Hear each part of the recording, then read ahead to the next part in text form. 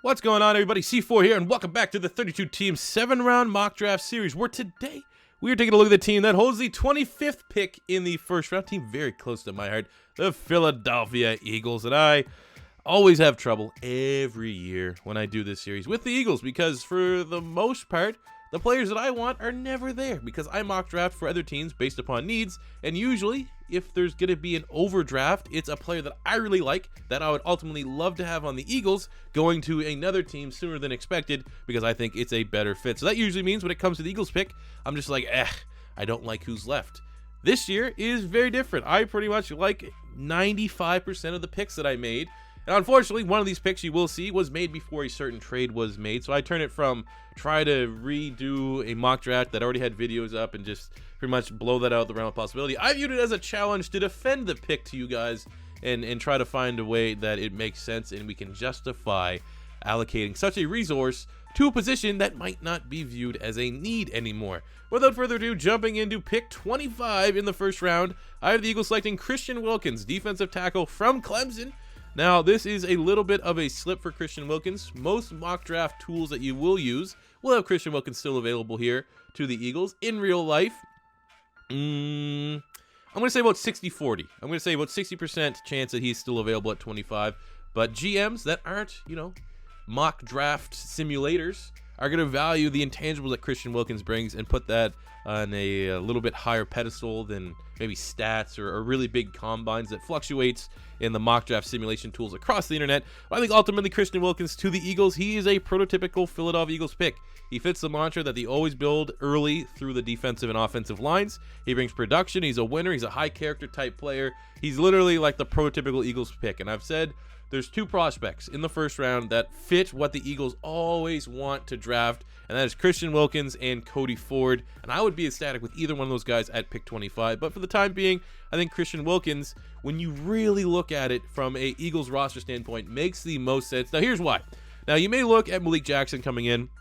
We got rid of Timmy Jernigan. You're going to think Malik Jackson is going to be that partner in crime for Fletcher Cox on the defensive line. He should be. I remember a couple years ago, Malik Jackson was the most coveted free agent. And, he's still been really, really productive. But when you look at the strength of Malik Jackson's game, it is, rushing the passer. He is not a great run defender at defensive tackle. And when you look at Fletcher Cox, well, Fletcher Cox is a complete defensive tackle, the second best defensive tackle after Aaron Donald. And I think he's in a tier of his own. I think Aaron Donald's tier 1, Fletcher Cox is tier 2, and then everybody else can fight it out to get into that tier 3 discussion.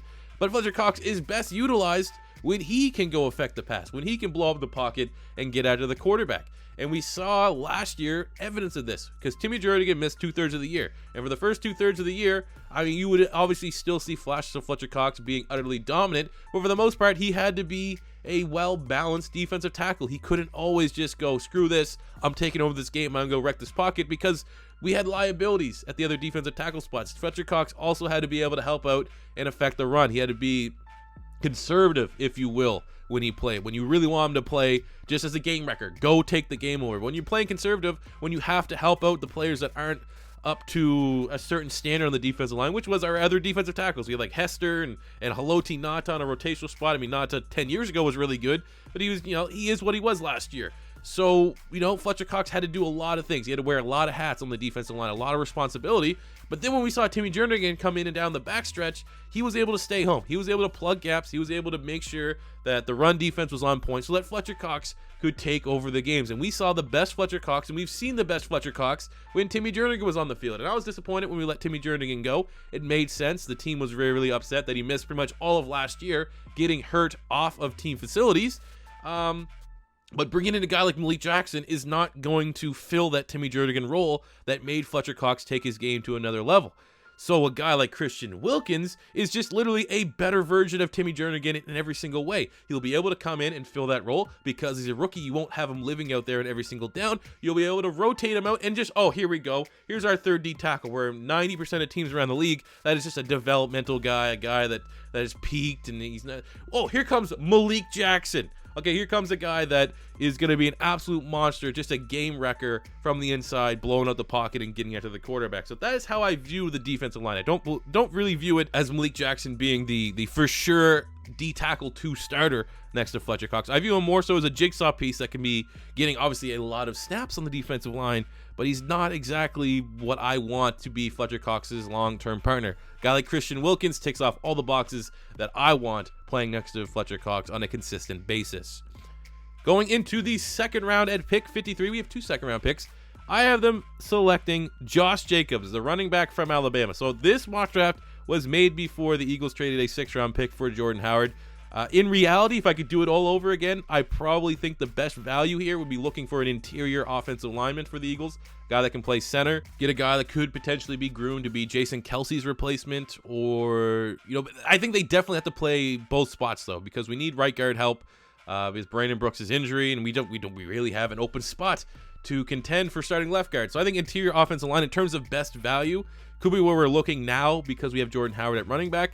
But ultimately, let's justify this pick. So Jordan Howard, I'm viewing him as a 1-year rental. We gave up a 6th-round pick for a guy that's entering the final year of his deal. Running back's always going to be a position that Philadelphia is going to want to go cheap on, more so now than ever because we're going to have to find a way to extend Carson Wentz. I don't think there's any way Philly's ever going to want to pay a running back more than like $4 million a year. And looking at what kind of contract Jordan Howard's going to get, I mean, he's a running back that has, the 3rd most rushing yards in the last 3-4 years in the league. He's never had an injury. He's reliable. That guy's going to get at least Mark Ingram money, and that's more than $5 million a year. That's just simply not what Philadelphia is looking to pay for a running back spot. So because of what we can assume the market value for Jordan Howard is going to be, he's a 1-year rental. So you get in a guy like Josh Jacobs, who in reality is just a more explosive, better hands version of Jordan Howard. We come into this year with a Jordan Howard, Josh Jacobs, Corey Clement running back by committee. They all pretty much complement each other. And then long-term, going through 2020, we have a guy that can be our starter, and he's on a cheap contract for the next 2-3 years. So that is a win-win situation for the Philadelphia Eagles. Now, you may say the Jordan Howard move means that we're kind of double-dipping here a little bit. Why are we using all these assets to build up on the running back spot? We don't need a running back early because of Jordan Howard. It's a forward-thinking move. That is how teams like the Patriots always win, because they make forward-thinking moves. They look at what they have on the roster, and they don't just look at what they have for the upcoming season. They look what they have for the next 2-3 years. And that is exactly the kind of mentality that I have for a couple picks here for the Philadelphia Eagles in this year's draft. And it definitely does start with Josh Jacobs. And moving to the second-round pick at pick 57, I'm selecting Darnell Savage Jr., the safety from Maryland. I think I'm really, really high on him. I've talked about him in a bunch of videos. I think he has the upside to be a future starting safety year 2 in his career, but I think this year he will be able to contend and challenge with Andrew Sendejo to be the 3rd safety on our roster. He ran a 4.37. This is a defensive secondary that absolutely needs to get faster. I mean, outside of Ronald Darby and Avonte Maddox, I would not be surprised if we're doing 40-yard dashes if Lane Johnson wouldn't be able to beat everyone else in our secondary in a foot race. Okay, so a guy like Darnell Savage definitely helps out there. I think, honestly, I would rather play him as our 3rd safety than Sendejo, who's really nice depth. He adds immediate speed. He loves to hit, brings special teams ability. A lot of people, when I would talk about this pick, it's well, we got Avonte Maddox. He played safety last year. But yeah, he was emergency safety. Avonte Maddox, before last year with the Eagles, never played safety in his career. Avonte Maddox is going to be best suited as an outside corner and contending to be one of our starting corners next season. So that opens up that 3rd safety spot.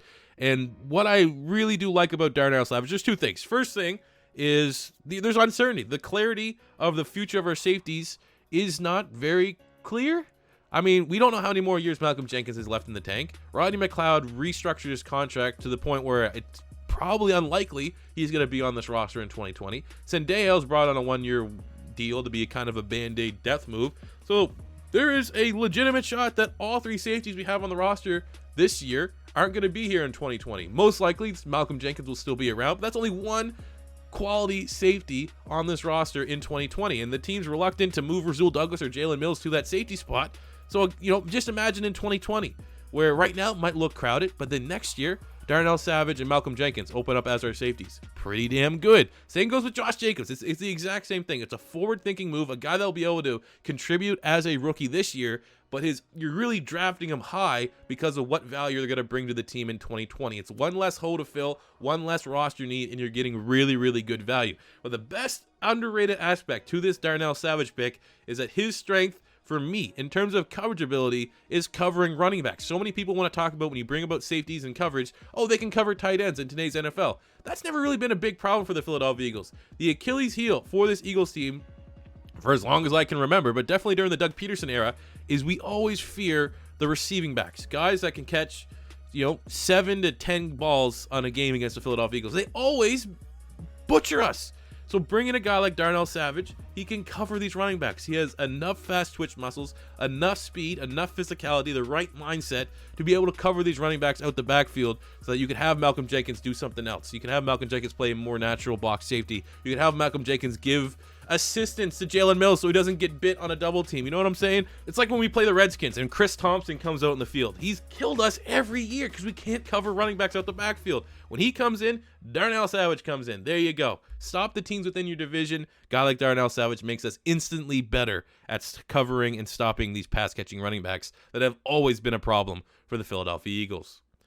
Going into the 4th round at pick 127, I was selecting Anthony Nelson, defensive end from Iowa. Now, this is not just because he was a monster in our Toronto Huskies franchise, but this is because he's a very good athlete for his size at 6'7", 270 pounds. But ultimately, I have him drafted here because he can fill that Michael Bennett role as a rookie. Obviously not to the certain level that Michael Bennett played, but Michael Bennett was our NASCAR package type defensive tackle. He's a defensive end, but then when he wanted to get small, he would come in and play D tackle. That is exactly what Anthony Nelson can be groomed to do and will offer as a rookie. Gigantic guy, also be able to get his hands up on special teams, which is nice, always a nice little benefit to have, along with Trayvon Hester, who got his hands up and, give that double doink against the Bears in the playoffs.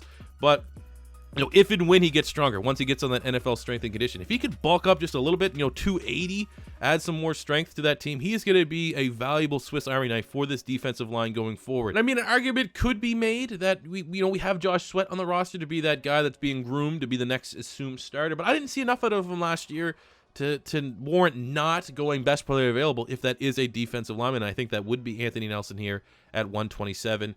And plus, you just get a look at the roster. We don't know how much longer Brandon Graham has. We don't even know if Chris Long is going to be on the roster. So it could very well emerge as a thin position. And the fact that Anthony Nelson can be used in a varying amount of ways on our defensive line would be a big get for the Eagles. Going to our second 4th round pick at 138, I was selecting Jermaine Pratt, linebacker from NC State. He is one of those converted safeties. He converted a couple years ago, though. It's not just like he's a one-year wonder at linebacker. Big questions about his straight line speed and stuff like that. And he ran a 4.57 at the combine. So that definitely, it's not a burner when you saw a bunch of linebackers running like the 4.4s and stuff like that. But still, it's more than enough speed for me to say that's not a concern. He's great sideline to sideline. He has that upside in coverage. And I think he's excellent tackling technique for a converted safety. That's clearly why he made the move to linebacker, because he was such a plus type asset to the what are they, Wolfpack, NC State Wolfpack, the Wolfpack's defense. He's a big hitter for his size. Kind of reminds me of Nigel Bradham. Nigel Bradham is not the biggest linebacker, but he is definitely the biggest hitter on this defense. And I get a lot of vibes like that from Jermaine Pratt. Most scouts are pretty much consensus that Jermaine Pratt is an inside linebacker, and that's exactly what hole we need to fill with the loss of Jordan Hicks now going to the Arizona Cardinals. So a guy like Jermaine Pratt in the 4th round, we definitely need to draft a linebacker. And while, it may be nice to say, oh, we should get Devin Bush in the 1st, or with one of those seconds, we could start looking at maybe like a Voshawn Joseph or something like that, throwing some names out there. Philly just does not invest high picks in linebackers. It's not a position that they value greatly. So I think more so it will be in this 4th round or 5th round that we do bring in our linebacker. And I love Jermaine Pratt in the 4th. And then our final pick in the 5th round at 163, I was selecting Lamont Gaillard, center from Georgia, with Jason Kelce kind of having this year-to-year approach to is he going to retire, if he's going to not retire. We do not have a center on the roster. Isaac Seumalo is like that rotational guy that plays center and guard. He's not a very good center, and he's going to be more so suited to be a guy that can challenge for a guard spot. So we need to groom the potential heir to Jason Kelce. And a guy like Gaillard is pretty much the same style of center that Jason Kelce is. He's a mobile center. He loves getting to the second level, has that lead blocking ability. Obviously, he's blocked for some really good running backs at Georgia, and obviously was a very good blocker to block for said running backs at Georgia. I think it's a nice little value pickup here. Might be a slight reach. I've seen a lot of mock draft have him going like 7th round and stuff like that. And again, this is where that whole Josh Jacobs thing, I mean, I might want to address this spot in the 2nd round. There's really good value there versus going with a running back. And then literally, I'll tell you right now, if I was going to switch this mock draft up, I don't know what player I would pick at second round 53 to get that interior offensive line, but I'll tell you, I'd go interior offensive line there. And then for this 5th round pick, I'd be probably putting in Bryce Love from Stanford. I just feel like that is what the Eagles are going to do. But we're sticking with Gaither just for how the mock draft went, and I think a lot of upside there just because he fits the exact same kind of style that Jason Kelce is. So you bring him in and let him learn from Jason Kelce. You couldn't ask for a better teacher. And hell, Quentin Williams came out and said, "Who is your favorite player in the NFL?" And he said, Jason Kelce. So there you go. He's got a lot of fans across the world. So there you go, guys. That is the 7th-round mock draft here for the Philadelphia Eagles. Eagle fans, let me know how well I did understanding about, I've obviously made this mock draft before the Jordan Howard trade, and I tried to give you guys an alternative option to how I would approach the draft if we didn't get Josh Jacobs in the 2nd round. But let me know how you feel about it in the comment section below. As always, if your first time stopping by, don't be afraid to hit that subscribe button, smash the like button if you've enjoyed. Until next time, it's C4 saying peace out.